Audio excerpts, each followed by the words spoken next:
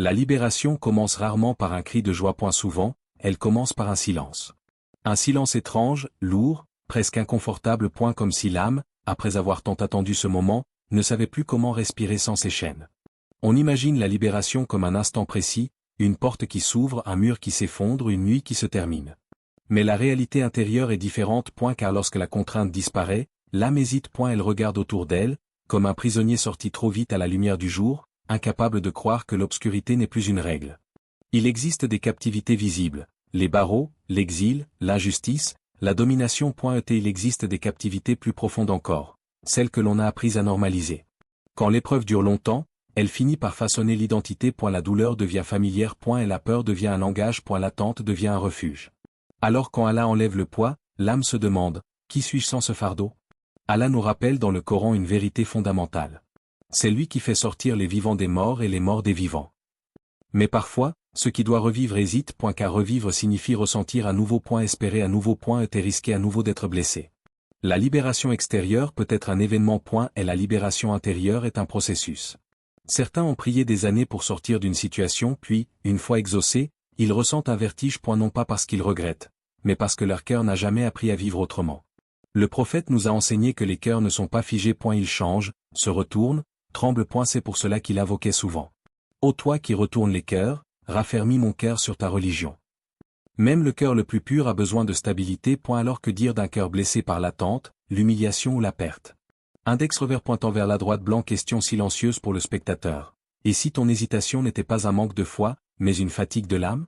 Il y a des âmes qui ont appris à survivre, pas à vivre. Elles savent endurer, patienter, se taire. Mais quand arrive la délivrance, elles ne savent plus avancer sans regarder derrière elles. Le Coran évoque cette réalité humaine à travers l'histoire des enfants d'Israël. Libérés de Pharaon, témoins de miracles immenses, ils demandent pourtant à revenir à ce qu'ils connaissaient. Pourquoi? Parce que l'oppression, aussi dure soit-elle, était devenue prévisible. Et la liberté, elle, exige confiance. Allah dit. Puis nous vous avons sauvés, afin que vous soyez reconnaissants. Mais la reconnaissance ne naît pas toujours instantanément. Parfois, elle passe d'abord par la peur de perdre à nouveau. La mémoire joue ici un rôle central. Elle murmure à l'âme, rappelle-toi ce qui s'est passé la dernière fois que tu as cru, rappelle-toi ce que l'espoir t'a coûté. Et l'âme hésite. Non parce qu'elle doute d'Allah mais parce qu'elle doute d'elle-même. Il y a une différence subtile entre la méfiance envers le destiné et la peur de sa propre fragilité. Allah connaît cette fragilité. Et elle ne la méprise pas. Et elle la mentionne même. L'homme a été créé faible. Faible face à la perte. Faible face au souvenir. Faible face au changement. Mais cette faiblesse n'est pas une condamnation. C'est un point de départ. La libération commence souvent à l'extérieur mais elle frappe ensuite à la porte du cœur en demandant « Es-tu prêt à me laisser entrer ?» Et parfois, le cœur répond par le silence. Index revers pointant vers la droite blanc. Question intime. Qu'est-ce qui te fait le plus peur aujourd'hui, rester dans ce que tu connais, ou marcher vers ce qu'Allah t'ouvre? Il y a des âmes qui ont confondu patience et immobilité. Elles ont appris à attendre sans avancer. Alors quand l'appel arrive, elles ne reconnaissent pas leur propre liberté. Allah n'impose jamais la libération. Et elle la propose. Et elle ouvre la voie. Et il laisse le cœur choisir le rythme. C'est pour cela que la véritable libération n'est pas brutale. Elle est graduelle. Miséricordieuse. Adaptée à la capacité de l'âme. Et si ton hésitation était en réalité un signe qu'Allah prend soin de toi, qu'il ne te pousse pas là où ton cœur ne peut encore tenir? La libération commence, mais l'âme, elle, a besoin d'être rassurée. La mémoire ne fait pas de bruit. Elle ne crie pas, elle ne frappe pas à la porte. Elle s'installe. Elle s'installe dans un regard qui se détourne trop vite. Dans une réaction disproportionnée. Dans une peur qui n'a pas de nom.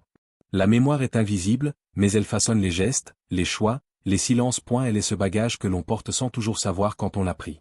On croit souvent que le temps guérit. Mais le temps ne guérit rien s'il ne rencontre pas le sens. Et elle peut recouvrir, enfouir, ralentir, mais ce qui n'est pas compris continue d'agir dans l'ombre. Allah a créé l'être humain avec la capacité de se souvenir. Ce n'est pas un défaut. C'est une responsabilité.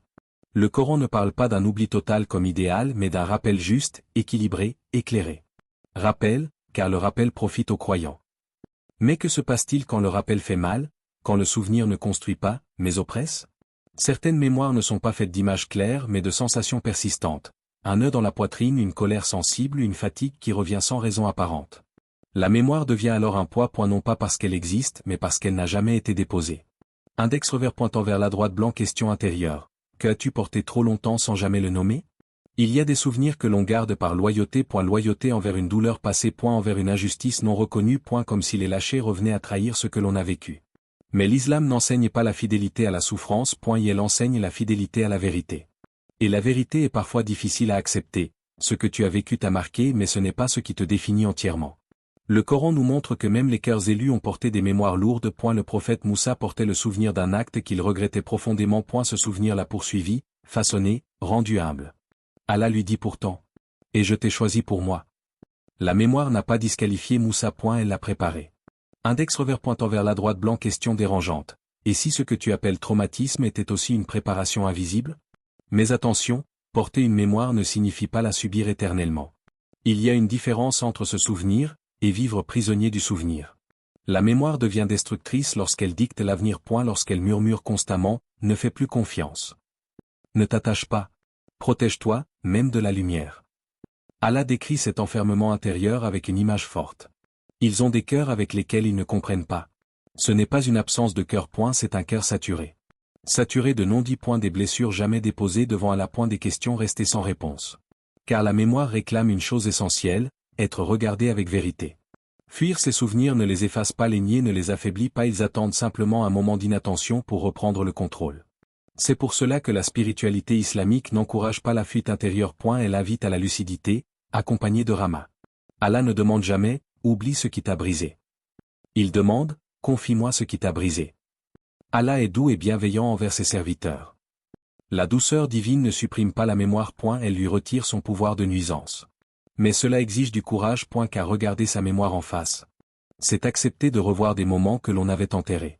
Index revers pointant vers la droite blanc. Question intime. Qu'est-ce que ta mémoire essaie encore de te dire, que tu n'as jamais voulu entendre? Il y a des personnes qui vivent dans le présent mais réagissent depuis le passé. Leur mémoire parle avant leur conscience. Un mot suffit. Un geste suffit. Et l'âme retourne des années en arrière. Ce mécanisme n'est pas une faiblesse morale. C'est une trace non soignée. Allah connaît ces mécanismes mieux que nous. C'est pour cela qu'il ne juge pas l'être humain uniquement sur ses réactions mais sur son intention profonde. Allah connaît parfaitement ce que renferment les poitrines. La mémoire invisible est inscrite dans la poitrine.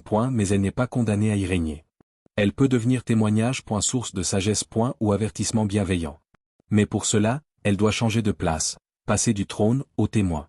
Et cette transformation commence quand l'âme accepte une vérité essentielle. Ce que tu as vécu n'est pas plus grand que celui qui t'a créé. Il est rentré un matin. Sans annonce. Sans discours. Et la porte s'est ouverte doucement, comme si elle avait peur de faire trop de bruit. Sa mère a levé les yeux. Elle l'a reconnu immédiatement, et pourtant elle a hésité. Car ce n'était pas exactement lui. C'était son visage. Oui. Mais son regard portait sur quelque chose d'autre. Quelque chose de lointain. Il était libre. Tout le monde le savait. Tout le monde le disait. Mais personne ne savait vraiment où il était. Il s'est assis. Et elle a bu de l'eau. Il a répondu aux questions par des phrases courtes. Et elle souriait quand il le fallait. Et elle remerciait Allah à voix basse. La maison était pleine de bruit, mais en lui, il n'y avait que des échos. La nuit, il se levait avant l'aube. Pas seulement pour prier. Pour respirer. Pour vérifier que les murs n'étaient pas trop proches. Pour s'assurer que le silence n'allait pas exploser. Il faisait des cauchemars sans images. Juste des sensations. Une oppression dans la poitrine. Une alerte permanente. Le jour, il marchait dans la rue comme un homme normal. Mais son corps avançait sans âme. Comme si une partie de lui était restée ailleurs. Index revers pointant vers la droite blanc. Question murmurée au spectateur. As-tu déjà vu quelqu'un revenir, sans vraiment revenir? Un après-midi, son fils s'est approché. Et elle tenait un dessin froissé. Des couleurs vives. Un soleil trop grand. Et elle a levé les yeux et demandé, simplement, papa, tu es là? Cette question l'a traversée comme une lame. Pas parce qu'elle accusait. Mais parce qu'elle révélait. Il était là. Mais absent à lui-même. Il a regardé son fils. Et elle a voulu répondre. Les mots se sont arrêtés dans sa gorge. Car comment expliquer à un enfant que la liberté ne ramène pas toujours tout d'un coup? Que certaines parties de soi rentrent plus tard? Il s'est souvenu d'un verset qu'il récitait souvent dans l'épreuve. Et nous vous éprouverons certes par un peu de peur, de faim, de perte, mais annonce la bonne nouvelle aux patients. Il avait été patient. Et elle avait tenu. Mais personne ne lui avait dit qu'après l'épreuve, il faudrait réapprendre à vivre. La foi l'avait soutenu. Mais la mémoire continuait de parler. Il ne racontait rien. Non par honte. Mais par fatigue. Car raconter, c'est revivre. Et il ne savait pas encore comment revenir sans s'effondrer. Index revers pointant vers la droite blanc. Question silencieuse. Que as-tu vécu que tu n'as jamais osé raconter, même à ceux que tu aimes? Un soir, seul, il a levé les mains. Pas pour demander. Pour déposer. Il a dit, oh Allah. Tu m'as sorti de là-bas. Mais il y a une partie de moi qui n'a pas suivi. Il n'a pas demandé l'oubli. Il a demandé la présence. Allah dit dans le Coran. Et quand mes serviteurs t'interrogent sur moi, je suis proche. Proche des mots. Proche du silence aussi. À partir de ce jour, quelque chose a changé. Pas brusquement. Pas miraculeusement. Il a commencé à parler un peu. Pas de tout. Juste assez. Il a appris que la guérison n'est pas une performance. C'est un chemin discret. Parfois, il pleuvait sans raison apparente. Parfois, il riait puis s'arrêtait net. Mais il restait présent un peu plus chaque jour. Il comprenait désormais une vérité simple. La libération n'est pas le retour immédiat à avant. Car l'avant n'existe plus. Allah dit. Chaque jour, il est à l'œuvre. Chaque jour, un pas chaque jour, une respiration sans peur. Il regardait son fils autrement. Non plus avec distance. Mais avec humilité. Il savait maintenant que sa mémoire ne disparaîtrait pas mais qu'elle pouvait cesser de diriger sa vie. Il n'était pas encore pleinement libre. Mais il n'était plus absent. Et cela suffisait, pour aujourd'hui. Ne te mens pas. Croire n'est pas toujours apaisant. Parfois, croire fait mal. On t'a peut-être dit que la foi calme tout, qu'elle efface les tensions, qu'elle fait disparaître les doutes. Mais il existe des moments où la foi devient un combat silencieux mené non contre le monde, mais contre soi-même. Car croire, ce n'est pas seulement dire j'ai confiance. C'est rester debout quand tout en toi veut se fermer. Il y a des jours où tu pries mais ton cœur résiste. Des jours où tu récites mais ton âme est ailleurs. Et tu te demandes, qu'est-ce qui ne va pas chez moi? Rien. Tu es humain. Allah n'a jamais décrit la foi comme un état figé. Elle parle de cœurs qui se renforcent et de cœurs qui vacillent. Afin qu'ils augmentent en foi avec leur foi. Si la foi peut augmenter, c'est qu'elle peut aussi être mise à l'épreuve.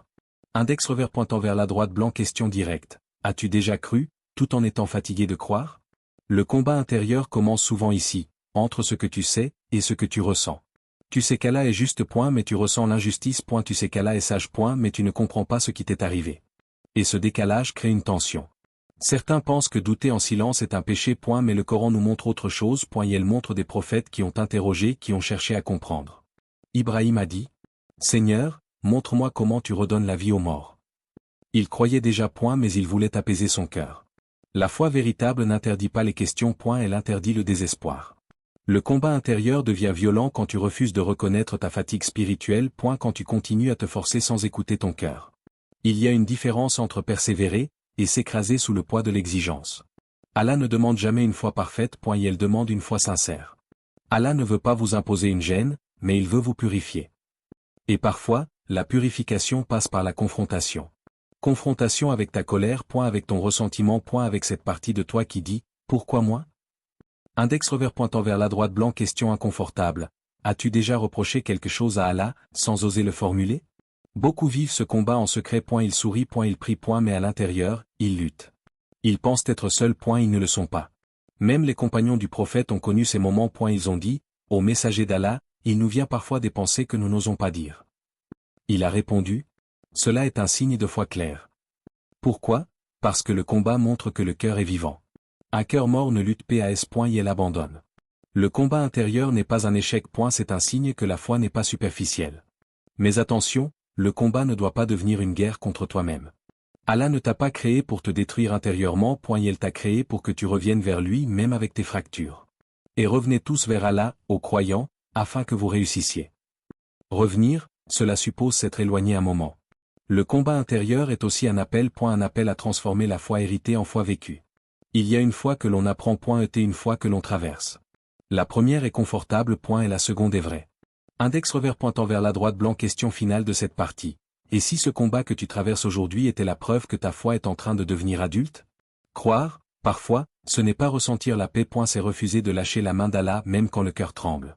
Et cette résistance intérieure, Allah la voit. Certes, Allah sait ce que renferment les cœurs. Il y a des souvenirs qui ne reviennent pas pour faire mal. Ils reviennent pour être compris. Mais tant que l'âme les regarde comme des ennemis, ils se présentent comme des blessures. Quand l'âme commence à écouter, ils deviennent des messages. La mémoire n'est pas un hasard. Dans la sagesse divine, rien ne l'est. Allah ne laisse pas une trace dans un cœur sans raison. Même ce qui semble inutile, lourd, douloureux porte un sens qui dépasse l'instant où il est né. Nous n'avons rien créé en vain. Ce verset ne parle pas seulement des montagnes et des cieux. Il parle aussi de ce qui s'est inscrit en toi. Certaines mémoires sont comme des lettres non ouvertes. Elles pèsent tant qu'on refuse de les lire. Une fois ouvertes, elles ne disparaissent pas, mais elles cessent d'écraser. Index revers pointant vers la droite blanc. Question intérieure. Et si ce souvenir qui revient n'était pas là pour te faire souffrir, mais pour t'enseigner quelque chose que tu n'as jamais reçu autrement? La mémoire devient un fardeau lorsqu'on lui demande de se taire. Elle devient sagesse lorsqu'on lui demande de parler sous la lumière d'Allah. Il y a dans la tradition spirituelle islamique une compréhension fine.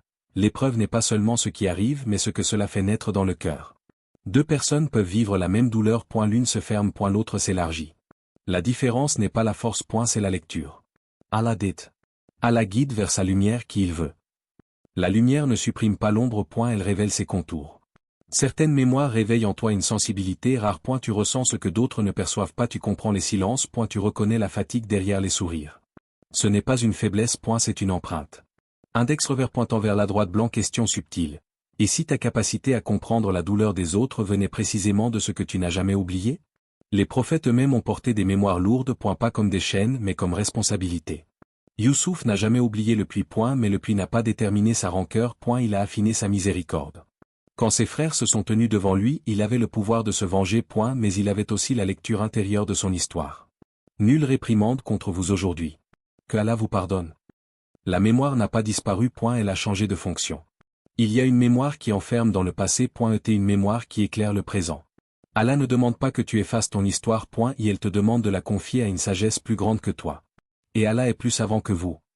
Certaines blessures deviennent des portes. Non pas vers la nostalgie mais vers la transmission.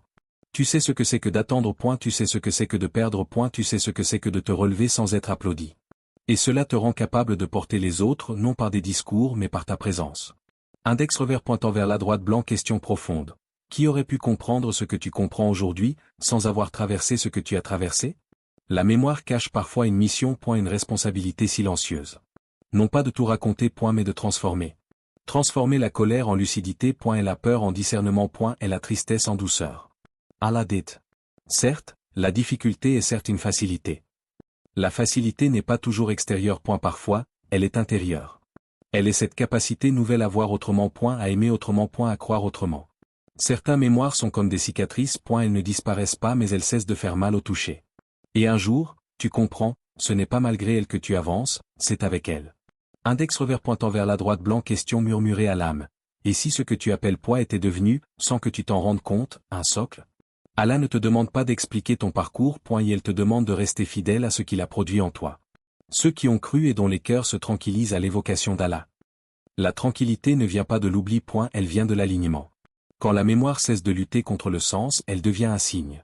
La vraie libération ne fait pas toujours de bruit. Elle n'arrive pas comme une victoire proclamée. Elle ressemble plutôt à un souffle plus calme, à un cœur qui ne se serre plus aussi fort qu'avant. On croit souvent que la liberté, c'est l'absence de chaînes. Mais il existe des chaînes que l'on ne voit pas. Et tant qu'elles sont là, le corps peut marcher, l'âme reste en arrière. La vraie libération commence le jour où l'on cesse de fuir ce que l'on porte. Non pour s'y enfermer mais pour ne plus en être prisonnier.